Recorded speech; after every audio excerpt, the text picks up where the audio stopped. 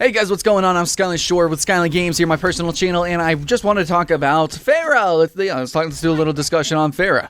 Okay, so I've played her for like a couple of full games now. I've had access to beta for quite a while, and currently, I'm doing a lot of content for Overwatch very specifically, so I'm pretty hype about the game. That's needless to be said, but I just want to specifically talk about Pharah, so you're going to see some gameplay commentary. I think it's rather good gameplay of Pharah, but it's also, I think, really exemplary because the other team was actually really fucking talented. So, it wasn't just a raw stomp or anything like that. Like, it was actually a really good tug of war that I was able to shine in some situations and get stomped in others. But either way, I think it's a really good gameplay that's, exemplary of Overwatch, what it can be. It's a back and forth, it's a constant tug of war through the entire match, though I will admit a lot of times it can be stompy.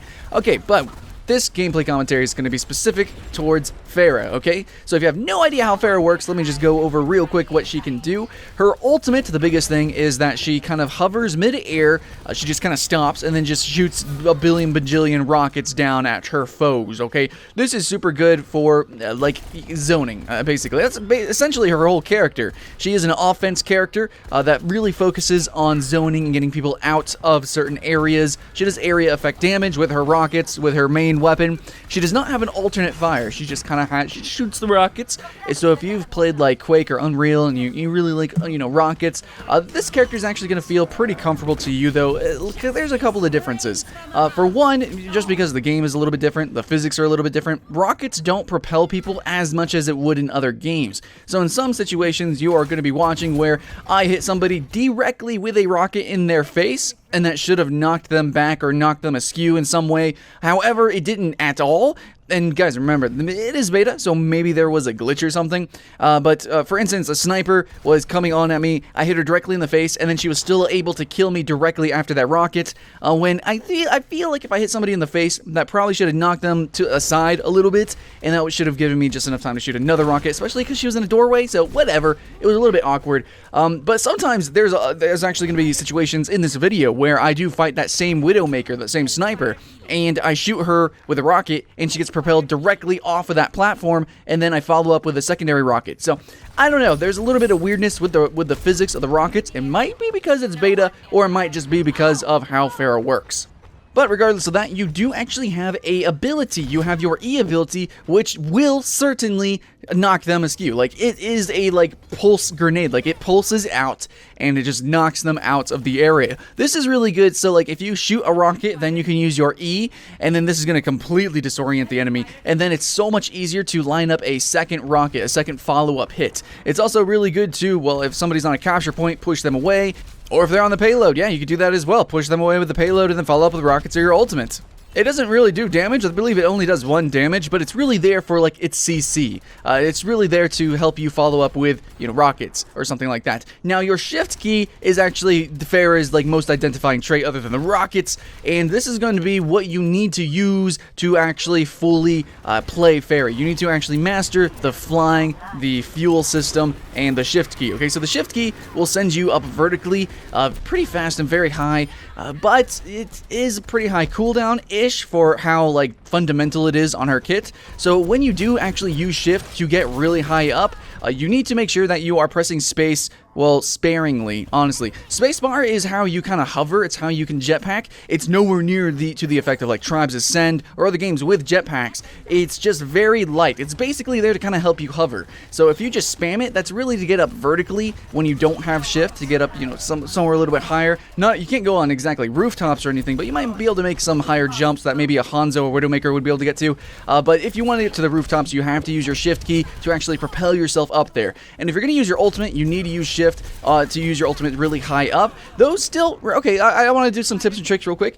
If you use your ultimate kind of in mid-air, right, out in the open, yes, you do have an amazing field of view, but everybody else, the entire enemy team, will have an amazing field of view for you, right? They're going to see you, you're going to say, "Justice reigns from above," and then you're going to be starting your ultimate, and you won't be able to to finish your ultimate because you will either be sniped out of the, or maybe even grapple hooked out of the sky. Like, you are going to be stunned. Maybe McCree will jump up and throw a little stun grenade at you. You are going to be stopped, basically. So a couple of situations you're going to see me actually a little bit lower to the ground, because you don't necessarily need to be in the sky to use your ultimate. You can be on the ground. You can be wherever you want to be. So you just need to be a little bit more tactical and strategic, and I do like that. But what you're going to see is a lot of Pharahs just jumping right up into the open and using their ultimates just willy-nilly. When if the other team has like a Roadhog, if they have a McCree, I mean, it depends on how low you are to the ground, because McCree's thing can't go that far. But certain characters really can just like totally destroy her instantaneously. Like any snipers,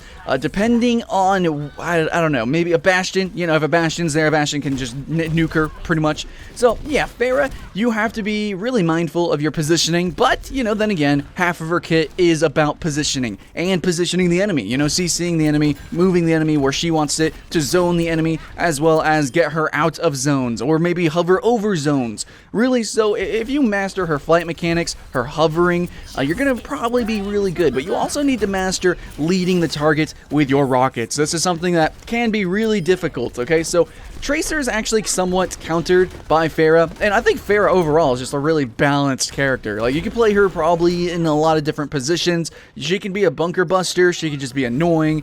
I don't think she can counter snipe, but if she can get like mid-range to a sniper, she can probably handle it, maybe. I don't know. I mean, she can fuck with them at least. But, so yeah, Pharah can be an annoying little fly. And who else is a really annoying little fly is going to be Tracer. But Pharah can handle a Tracer. The problem is landing that first rocket, and then landing the actual sequence of rockets as Tracer is blinking around. So, yeah, that's a little bit strange. And there's also a couple of characters that are pretty fast, and they do have movement abilities. They do have abilities that make them immune to damage and CC. Looking at you, Reaper. So, there is some situations where Pharah, because she doesn't do a lot of damage instantaneously, other than her ultimate, she needs to follow up with at least 2 rockets. Even light characters, you need to hit like 2 rockets. Of course, you do have your E ability, so you can shoot a rocket, E, and then very easily line up another rocket, but it's going to take a lot of skill and a lot of patience. I mean, like, other characters are like this too. This game really doesn't have one-shot kills, except for classes that are specifically made for that. Other classes, like, okay, Tracer's really good at coming in and killing somebody really fast too, but it still takes like 2 clips to kill them, and sometimes it takes 2 clips in a melee. So Pharah's the same way. Even though she's pretty OP in a lot of instances, you still have to have really consistent aim. Like, that's the main thing. You can kill someone fast as long as you kill them with the first 2 or 3 rockets. But if you're sitting there floundering around and just kind of missing your rockets, or just getting the AoE damage from the rockets, that's not good enough. A really good Tracer is obviously a great Tracer, and Pharah is the same way. If you can land those shots consistently, then you are going to be great. You're going to be really strong. So yeah, I'm going to suggest this character for anybody that has, like, played Quake. You know, the rocket launcher is, like, the Quake weapon. It's the most, like, iconic weapon. It's been carried over to tons and tons of games. And also, I like her aesthetic. You know, it's obviously inspired by Super Metroid. I mean, come on, it's Samus. Like, her arm cannon is Samus. Her armor is Samus. But yeah, so I really like her aesthetic, her design. I would totally get like a 3D printed or like a little model of her. I think she's fucking awesome. She's got this whole mech vibe going on, but mechanically she's also pretty sound. It's not overly complicated. There are some mechanics to her, and it does reward great aim. So I think people who are more fans of traditional FPS, like, you know, Halo, well, that's not somewhat traditional for an arena FPS, but still, Halo is Halo. It's kind of become the new arena FPS. But if you've played Halo, you know, rockets and the physics of that game is actually pretty similar to Pharah, Quake, Unreal to an extent. You know, these games that kind of have these explosive weapons, yeah, I think you're going to enjoy Pharah. Looks like we're out of time, but I just want to say real quick that the reload time is really fast on our rockets, and she also doesn't have ammo. I mean, nobody has ammo, really, so you have infinite rockets, so you're pretty good at zoning. Anyways, thanks for watching, guys. I'm Skylight Shore, and if you want to see more content, like and subscribe, and I'll see you again next time.